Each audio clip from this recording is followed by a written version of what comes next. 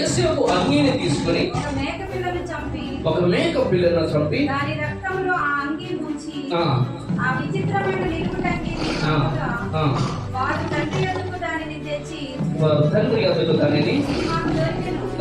ఇది మీ కుమారుని అంగీ. ఇప్పుడు చూడండి, ఇక్కడ చాలా అర్థం చేసుకోండి.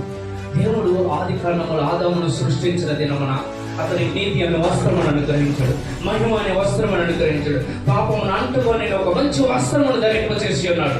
పాపమే అంటే ఒక మంచి వస్త్రము చేత ధరింపబడిన ఆ ఆదాము జీవితము పాపములకు అప్పగింపబడిపోయిన తర్వాత, పాపములోనికి వెళ్ళిపోయిన తర్వాత మొట్టమొదటి కోల్పోయినది ఏమిటంటే ఆ నీతి అనే వస్త్రము కోల్పోయినాడు, ఆ మహిమ అనే వస్త్రము కోల్పోయినాడు. వెంటనే వాడు దిగంబరిగా మార్చబడిన వానికి తెలుసుకున్న తర్వాత దేవుడు చొక్కా కలిగించాడు. ఎంత బాధపడి ఉంటాడు, అవునా? ఇప్పుడు ఇక్కడ యాకోబు ఎంతో ప్రేమగా ఆ కాలముని ఎప్పుడు కూడా ధరించని ఒక మంచి వస్త్రము తాను ప్రేమించిన కుమారుడికి ఎంతో విలుపెట్టి తీసుకొచ్చి తన అతని కుమారుడికి, ప్రేమ కలిగిన కుమారుడికి ఇస్తే వారందరూ అన్నదమ్ములందరూ కూడా అతని కలిగిన నిలువు టంగిని చూసి అదే నిలువు టంగిని ఎక్కడికి తీసుకెళ్ళారు తెలుసు? సాక్ష్యముగా తీసుకెళ్ళారు. ఎక్కడికి తీసుకెళ్ళారు? సాక్ష్యముగా తీసుకెళ్ళారు. చూడండి, జీవితంలో దేవుడు నీ పట్ల ఏదైతే ప్రణాళిక కలిగి ఉన్నాడో ఆ ప్రణాళికలోనికి వెళుతున్న సమయంలో దేవుడు ఎంత నీ పట్ల ప్రేమ కలిగి ఉన్నాడో తాను బయలుపరుచుకునే సమయంలో నీకు కావలసిన ప్రతి దాంట్లో కూడా ఏం చేస్తాడు తెలుసు? కొన్నిసార్లు దేవుడు తను ముందుగానే తీసుకొస్తాడు నీ దగ్గరికి. ఎందుకని తీసుకొస్తాడంటే తాను ఎంత ప్రేమిస్తున్నాడో చెప్పడానికి. ఇప్పుడు యోసేపు పట్ల యాకోబు అపరిమితమైన ప్రేమ కలిగి ఉన్నాడు. ఆ ప్రేమను బట్టి అక్కడ ఉన్న వారందరూ ఒకలాగా జీవిస్తున్నారు, యోసేపు మాత్రమే అపరిమితమైన ప్రేమలో జీవిస్తున్నాడు. ఇప్పుడు ఈ నిలువుటంగిని తీసుకుని వచ్చిన తర్వాత యాకోబు పరిస్థితి ఎలా ఉందో చదవండి సార్. యాకోబు అబ్బా ఏం చేశాడట? యాకోబు ఏం చేశాడు? బట్టలు చింపేసుకున్నాడు. ఏ బట్టలు అయితే తన కుమారుడికి విచిత్రమైన బట్టలను కుట్టించాడు, ఆ విచిత్రమైన బట్టలు సాక్ష్యముగా అతని దగ్గరికి రాగా అతను వేసుకున్న బట్టల సహితము కూడా భరించలేక బాధతో ఆ బట్టలన్నిటిని కూడా తీసివేసాడట.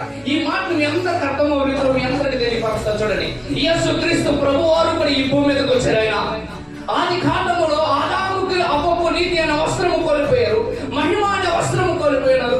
సమస్తము కూడా కోల్పోయిన తర్వాత వారికి మంచి చర్మపు చొక్కాయిని తొలగించాడు. అలాంటి చొక్కాయి ప్రేమతో తొలగించాడు. ఇప్పుడు యాకోబు కూడా ప్రేమతో యేసుకు తొలగించాడు. ఆ బట్టలన్నీ కూడా యాకోబు ఏం చేశాడు? చింపుకున్నాడంట సాక్ష్యం చూసిన తర్వాత. ఇప్పుడు యేసుక్రీస్తు ప్రభువారు నీ కొరకు వచ్చి కలువరి సిలువలో చనిపోయినప్పుడు ఆయన ఎలా సిలువ వేయబడ్డాడంటే తన వస్త్రాలన్నీ కూడా చింపవేయబడి ఉన్నవి. ఎందుకు తెలుసా?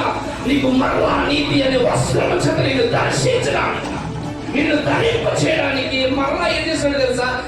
ఆయన తండ్రి అయ్యుండి నీవు కోల్పోయిన ఆ వస్త్రమును మరలా నీకు అలంకరించడానికి ఆయన బట్టలు లేని వాడికి సిలువలో ఎక్కి యేసేపు చనిపోయిన తర్వాత అతని తండ్రి ఏమన్నాడు? నేను మృతుల లోకంలోనికి వెళ్ళిపోతాను అన్నాడా? ఎక్కడికి వెళ్తానన్నాడు?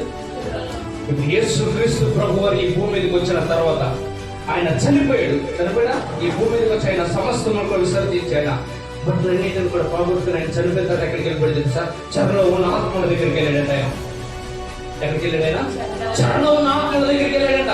ఇప్పుడు యేసేపును చనిపోవడంలోనే యాకోబు ఏమన్నాడంటే తండ్రి యొక్క ప్రేమ. ఎవరి ప్రేమ తెలుసా? తండ్రి యొక్క ప్రేమ.